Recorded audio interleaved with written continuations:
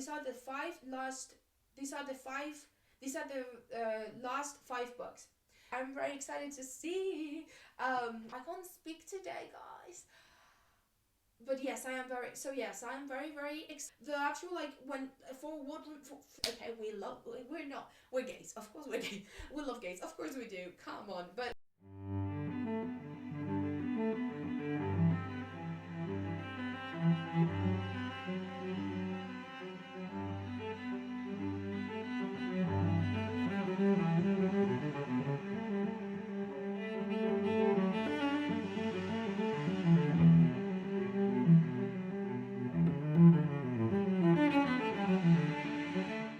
hello everyone, and welcome to a new video here in my channel. If you're new, you don't know me, hi, welcome to a new video. For today's video, as you can tell, because I'm wearing my Nick Nelson crew neck, I have another episode of books that I read because they appeared in the Heartstopper and because, you know, Isaac read them and I want to recommend. So I am so excited to say this is the last video from the books from the second season of Heartstopper. I do not remember when I started this series, but basically I started with the books from season 2 because when I started the series and when I started doing these videos, I was watching season 2 and it was the latest season, and now we're about to get the film and the 3rd season is out.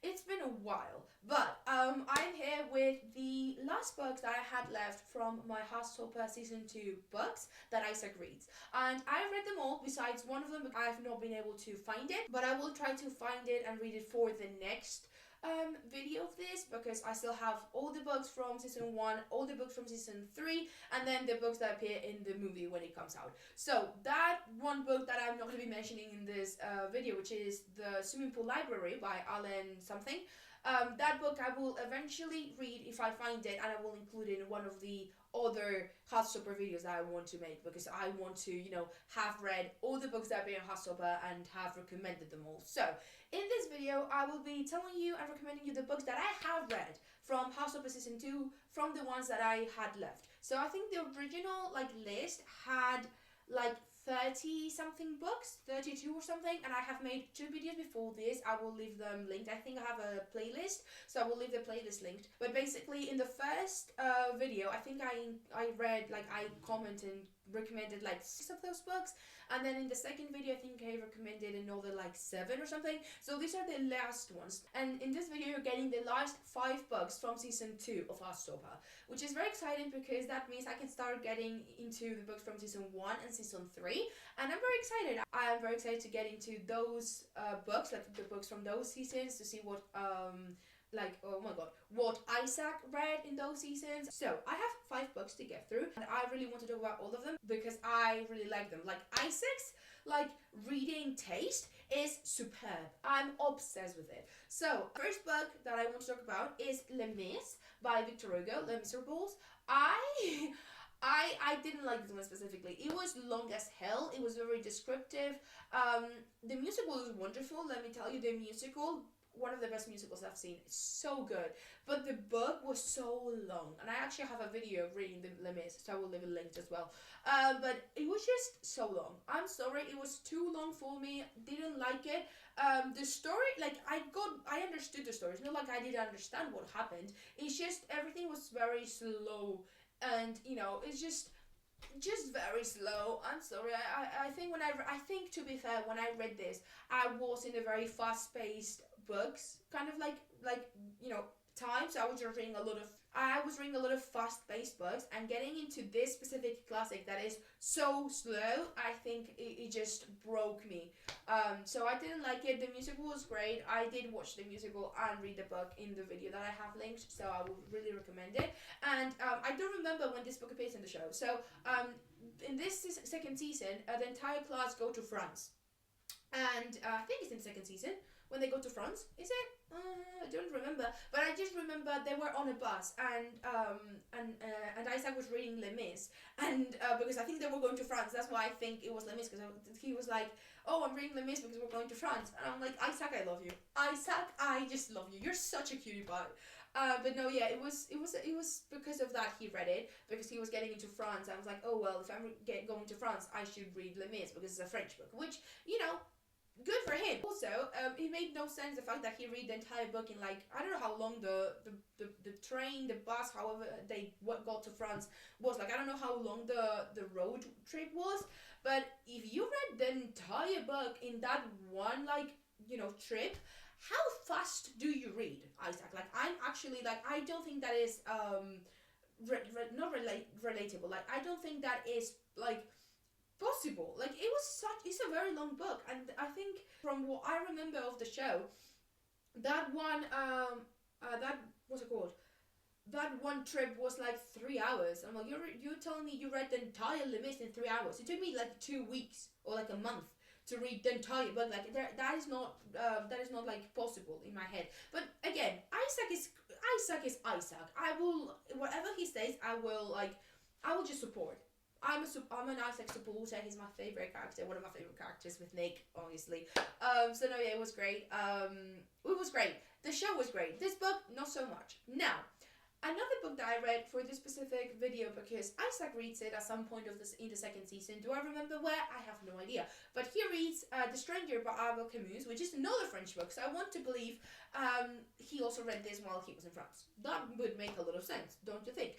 And The Stranger was very interesting. It was very fast. It was very philosophical, which I don't know why I didn't expect it to be philosophical. I didn't know it was a philosophical book. I'm going into philosophy in general, so I was like interested. It talks a lot about, like, you know, this type of philosophical questions that you get when you study philosophy. It's like you have to answer this very weird, like, broad question, like, because it's very philosophical, you have no idea how to answer. That's kind of this book. But it was a fun book. It was a fun book. It was nice. Yeah, loved it. I think I liked this one more than Les Mis. I think all of the books on this list I liked more than Les Mis, let me tell you that. So yeah, The Stranger was very good. And then I also read The Awakening by Kate Chopin, and this is a very feminist book. Isaac obviously is a feminist. We love that. Let's go. But no, yeah, The Awakening by Kate Chopin is a very feminist book. In, like, I think it was written in like the 90s, like in the let's say 1960s, 1970s, I don't know, in the 1900s, but I don't know when. I think getting closer to the 2000s, but I'm not completely sure. It was good. I liked it. Do I remember? No, I don't remember a single thing about this book, but I just remember I liked it, which is good enough. So we're gonna get through that because I do not remember anything else. The last two books that I read for this video, because the last two books I was able to find for this video, are actually probably my favorite books from this list. So one of them is The Night Sky with Exing Boons by Ocean Vuong. If you don't know him, he is the author of An Earth Briefly Gorgeous, one of my favorite books ever. And this book is another great book. It is a creative writing poetry book, and it just talks about a lot of things. It talks about identity, and I do not remember. Like, it was just a lot of like fun. A lot of fun creative writing poetry. Like, the poetry was beautiful. My favorite one, I think, is Eurydice, because I just love the story of Eurydice and Orpheus. Like, I'm obsessed with that. But no, yeah, the actual book, it was a great book. I want to have it physically because I read it like on my ebook, so I want to get it because I really liked it. I have a post on my Instagram with my favorite poems, so I would really recommend you go check that out. But no, it was a great story, and I personally think Isaac read this book because, one, is short, two, is creative writing and like poetry, and I feel like he fits with the poetry vibes. Like, he is a very, like, I don't know how to explain it. Like, he seems like a very creative person to me, but not like creative as in like Elle, who is like paints and does sculpture and stuff, but more creative in like the word, in the word sense. Like, no, okay, that makes no sense. Like, creative in like with words kind of situation. Like, he has like sensibility towards, you know, literature and words, and that is why he read this, just because he likes reading poetry and books. And, you know, I mean, the book does have some specific, you know, poems about identity and about not gayness, but, you know, about queerness, or at least some of them I remember I was like, oh, this is very like queer vibes, and I really like that as well. So yeah, it's just a little cute fun book that probably I decided to read just because. So yeah, and then I think the most important book of this list is the book by bisexual, pansexual, fluid, and non-binary youth. and I love this one. This was a case study by Rich Williams, I think is the name of the author. It's a case study about, you know, queerness and bisexuality, pansexuality, all these things. So he made a book. For what I've read, I mean, I just read the book, I don't know the background of it, but the book is basically divided in different sections, so like bisexuality, pansexuality, genderqueer, like in the different sections, and in each section there are what's it called, testimonies of real people from like youth people, like some of them are 25, some of them are 19-year-olds, some of them are white, black, Indian, like it's a case study of the different like experiences that different people have depending on from where they're from, how they have been raised, and like all of these things.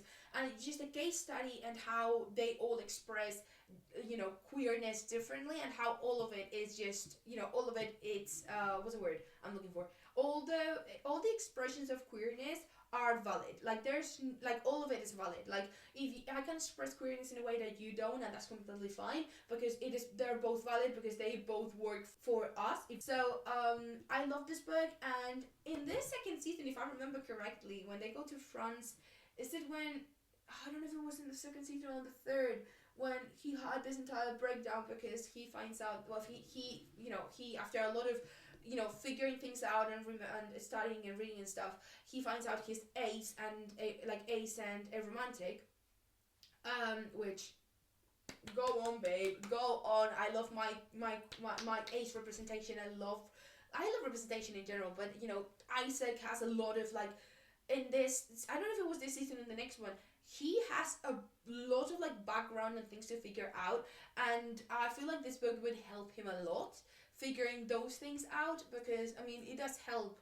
Like I was reading it, I'm like, this is exactly how I feel, this is exactly how I would express this specific thing myself. Like it was relatable, even there was more like linguistic case studies, because he does talk about like the different pronouns and like more linguistics as well. Like it was very interesting. I feel like this book, he read it just so he could understand himself more and try to find, you know, not what was wrong with him, but I'm sure for a very long time he thought there was something wrong with him, and this book was like, okay, it's not wrong, it's just you need to find out, you know, what specific thing it is that makes you think you're different. What specific thing makes you different from everyone else, which is the thing that makes you think you are a weirdo, none of us are weirdos, none of us are broken, we are all made for a purpose, there's a reason we are how we are, and you know, none of us are broken even if we believe we are, because we're completely different from everyone around us. There will be a day where you find someone who, or a group of people who are as broken as you, because they are exactly what you were hoping to find, in other people for you to feel comfortable, if that makes sense. Like none of us are broken. We're all beautiful, great people. Everything we feel is valid. Everything is just, you know, it's just, life is complicated enough to complicate it ourselves even more by overthinking absolutely everything we say and do all the freaking time. And as someone who's an overthinker, I needed to hear that out loud. That's why I said it as well. But no, yeah, this book was great. I really liked it. I think it's my favorite from the entire like list of books from season 2. And that is the last book I read for this video. This is only a 5-book recommendation video, because it was the ones that I had left from season 2. So then in the next video of this kind, I don't know when that will be, because I still need to read through some of, you know, the books to be able to have enough to make a video. I think I'm gonna do season 1 and then jump to season 3. I think that's what makes more sense.